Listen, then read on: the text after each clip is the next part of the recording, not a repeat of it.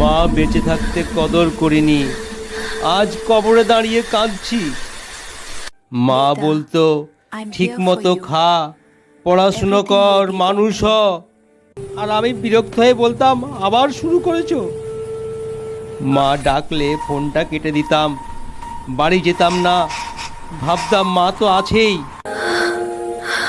একদিন ফোন এলো, তোমার মা হাসপাতালে। দৌড়ে গিয়ে দেখি মা চোখ বন্ধ। মা ফিস ফিস করে বলল, বাবা ভালো মানুষ হোস। আর তারপরেই চিরতরে চুপ। সেদিন বুঝলাম মা মা থাকার মানে কি, কিন্তু তখন মা আর নেই। মা এখন আর ডাকো না, আমি শুনতে চাই, কিন্তু তুমি আর বলো না।